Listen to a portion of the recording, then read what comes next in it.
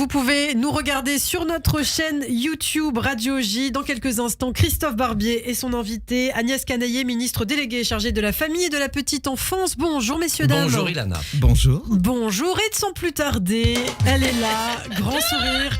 Myriam Barouk, comme chaque vendredi. Bonjour Myriam. Bonjour, c'est vous qui m'avez regardé avec un grand sourire d'abord, Ilana. Qu'est-ce qu'on se kiffe.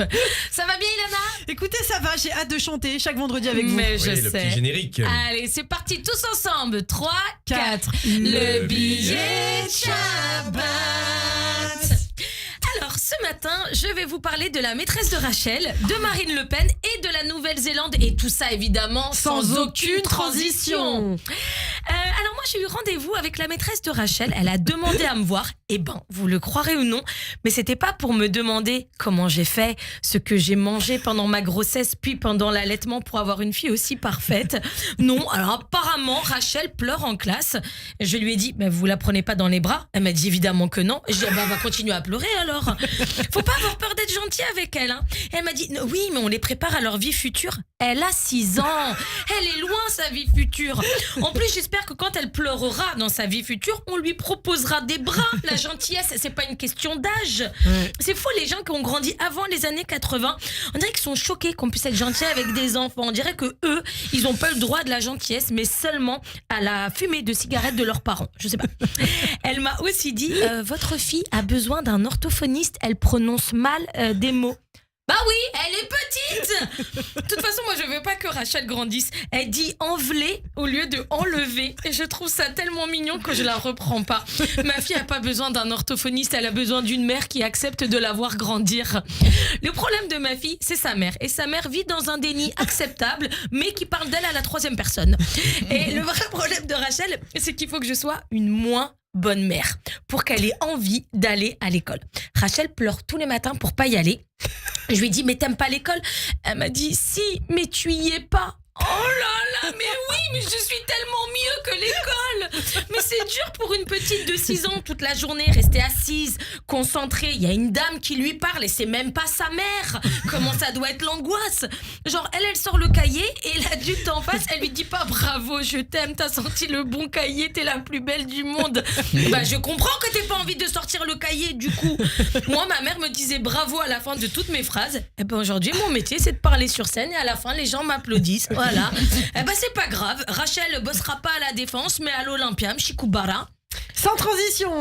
Sinon, je viens de réaliser que j'adorais les chaînes d'infos en continu. J'ai découvert ça.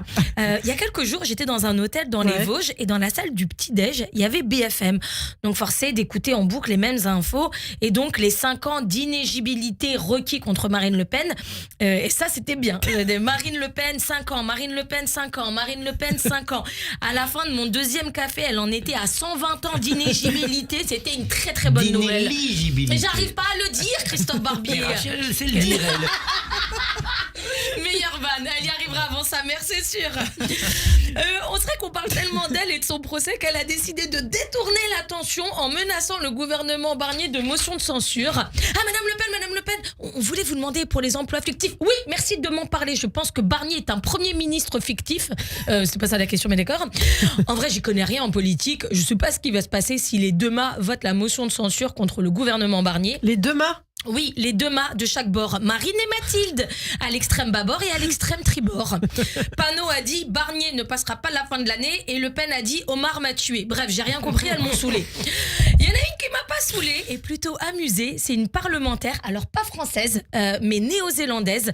Je pense que vous avez vu passer l'info, Ilana. Bah, je sais pas, dites-nous. Mais voilà, donc je résume. Non, si ça vous dit rien, vous l'avez pas vu. Je résume cette info pour nos auditeurs. Le 14 novembre, une jeune députée maori a entamé un cas au Parlement. Je savais que vous le saviez.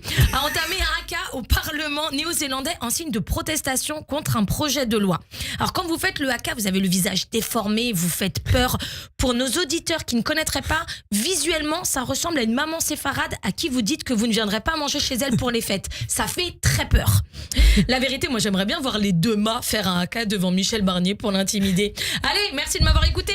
Merci beaucoup Myriam. Vous voulez pas nous faire un petit haka sur Radio J? Ah non, pas du tout, je suis pas réveillée. Je commence à me chauffer pour rien.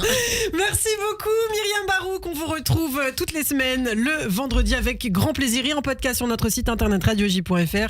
Tout de suite l'invité de Christophe Barbier, Agnès Canayer, ministre déléguée chargée justement de la famille et de la petite enfance. Les grands débats commencent.